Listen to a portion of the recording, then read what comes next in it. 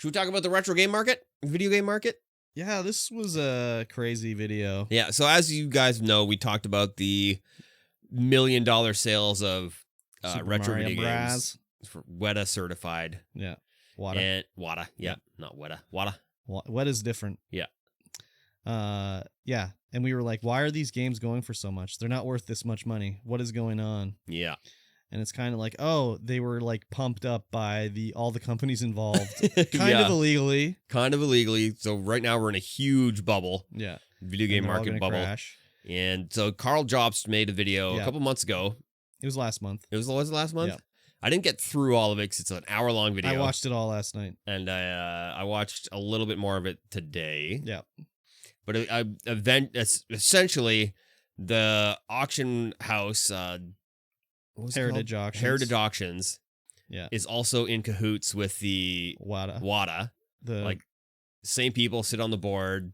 The ones that do the ranking or the ratings of these games, they're in cahoots with the auction house. Yeah.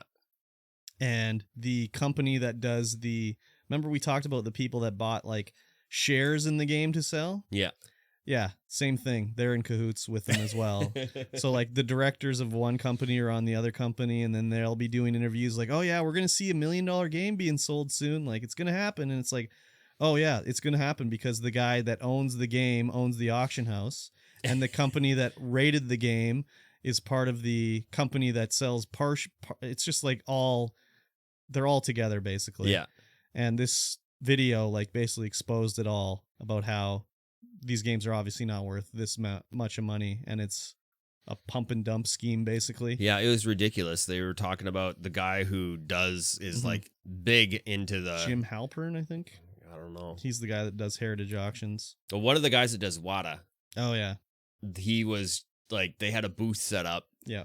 at one of the shows, Mhm. and he was going through out of the booth and just buying all of the inbox games. Yeah, this was it wasn't the main face of WATA. It was one of No. the guys like that on the board or whatever. Yeah. He was It's just crazy. going and just buying them all up, every single one. 'Cause he was like, yeah, these are going up in price because I'm making them go up in price. Yeah, and then the thing too with the guy that Heritage Auctions, the guy that runs that place, is he did the same thing in the early 80s? Yeah, with like coins. So the exact same thing happened with coins. They started grading coins.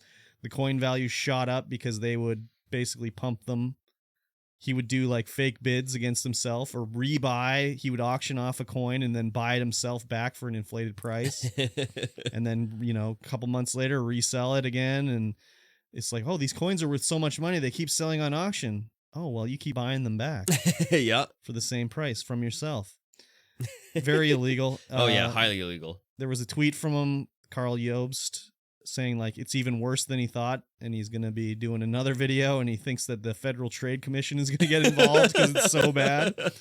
So we'll see what happens, but I knew that something was rotten in Denmark with these prices because they were going up too fast for games ridiculous. like Super Mario Brothers is like the $2 million cart. That's like the most common game in the world. Yeah, 100%. Most common. Like okay, it's sealed in box, whatever, that's nice, but there's like 1 trillion copies of that game everywhere. Oh, yeah. So Oh, yeah. it's crazy. So And that the grading company refuses to tell you how much stock there is of that's that. the thing too. How many they've graded. They So refuse every to tell other grading company will have their little I don't know what they called it, but it's a listing of how many they've graded of each thing and how many they've done at each like rating level. So if you wanted to see a comic book, you could go like, how many Action Comic #1s have been rated? And you go to their website and it'll be like, we've rated 50 copies. 1 was a 9.0, 33 were an 8.7, and all the way down, whatever. Yeah. Whereas this one, it's just like, how many have they graded? Who knows? Who knows? No one knows. There could be 1 million, perfect 10s that they've graded that you have no idea. Yeah. So in the video, he shows Spider-Man on the Atari. Yep. And then it was graded really high and it sold for like 9,000. Yeah. And then he went to the auction site just a little bit after and there were tons of them on there. Yeah. And each one's selling for less and less and less and Yeah. less. It went from 9,000 down to they were selling for like 800 or something like that.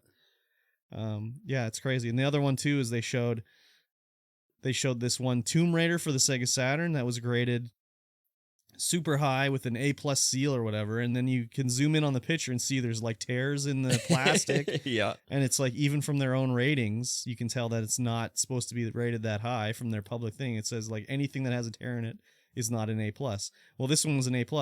And who bought and sold it? Oh, these guys. They bought and sold it to each other, basically. So it's like crazy. And then there was a whole thing about this Carolina collection that the world's biggest Nintendo collector sold to this other guy.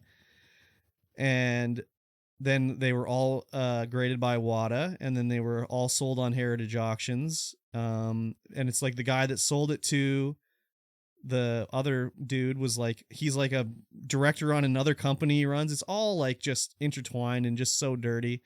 The biggest thing though is that when he sold his Nintendo collection, he also sold his website, Nintendo Age, which is one of the biggest like repositories for Nintendo price guides and stuff like that. And then they shut it down because, oh, it shows that the games are not actually worth $1 million. It shows, oh, this like a mint in box Super Mario Brothers is worth $200. Yeah. Not $1 million. So it's really dirty all around. Oh yeah, 100%. But yeah, I mean, even as me, just as a guy looking at it, I was like, something's rotten here. Yeah. Like, there's no way that Yeah. this is all honest and true. So pretty ridiculous. But it is what it is. Yeah, Corruption it'll everywhere. come crashing down sooner or later, especially when the FTC gets involved, Mm-hmm. and then it's all going to go away. And hopefully, these guys aren't holding their stock or aren't holding the product that's worth nothing now that they just Well, paid $1 million for. These guys that are on top are going to get a fine and whatever. Yeah. They'll be fine. And then the only people that get screwed are the regular Joes that got the fear of missing out. Yeah. It's like, oh yeah, let me buy this. It's only $1,000, but it's only worth $100. It's only worth $1 now. Exactly. Yeah. So pretty crazy. I would recommend watching that video. Yep, it's an hour long, but lots of good information in it it. was really good. He's the guy that did the Dream video about, Dream's Speedrunning, fake yeah. speed Carl runs. Jobst is a speedrunner and does a lot of stuff in Yeah. speedrunning. Yeah, I watched another one of his videos today about another Minecraft speedrunner that was cheating and how they caught him and, all that stuff. He wasn't using the old Dream data pack, though. He just ran the same seed over and over till he knew what he was doing so he could get really low times. That's just a regular Minecraft speedrun. Nope, because Minecraft speedruns do a different seed every time. Not. There's a category for same seed. Okay, well, he wasn't doing same seed. He was doing but it has to random be seed. it has to be that seed that's in the category. Yeah, no, this guy was doing random seed, and he was getting like crazy low speedrun times. So How do you do a random seed and then? you just spawn in and look around and be like, "There's a desert there. Okay, I'll try this seed out," because you can run over. Yeah, no. I mean, like, how do you do the same seed over in a random seed? So Because you have to generate the world. the way they do it is there's a macro that you do that automatically you hit it and it just goes and says new game, sets the difficulty, generates world, blah blah blah, and it just does it really quick. Yeah. So you can go in, hit the button, it'll regenerate a new world, and you go, just saving time basically. Yeah. The idea is like the more seeds you see, the more likely you are to get a world record time. So what was going on in when you watch these playthroughs, the macro's so quick, it just plays the Minecraft sounds of you clicking around really fast. So it'd Yeah. be like click, click, click, click, and then you would start a new seed and you do it again. Someone noticed that there was 2 extra clicks Oh. in this guy's one. And it was like, well, what are those clicks doing? Because you don't see it. It's so fast. It just Yeah. does it. So they figured out the 2 extra clicks was it goes to like the clicks on the enter seed part, pastes in the seed, and then generates the world. Interesting. And then there was other things in the video too that like, why would he do this? Like generally it's like when you're in the nether and you get what you need, you just build the portal and you portal out right away. Yeah. Whereas he would run to a specific spot and build a portal.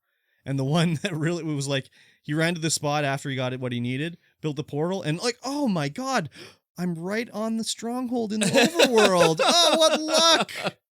So people started looking into it and it was like, yeah. That's Yeah. too that's crazy. yeah. That's hilarious. So there was a lot of stuff like that. I haven't had Carl come up in any of my I think he was recommended to me because that I'm not following him or anything. I'm I should be. unsubscribed to him. I should be. But I think it's because I saw this retro video game and it was like, oh, you like that video? Here, watch this one about this Floby Minecraft speedrunner that was cheating. Huh. So I think I'm going to go give him a follow tonight. Yeah. Because everything I've watched from him so far has been really good. Nice. Yeah. I thought I was subscribed to him, but none of his stuff has been coming up, so maybe I'm not. Maybe. Hmm. Maybe. Maybe. Crazy.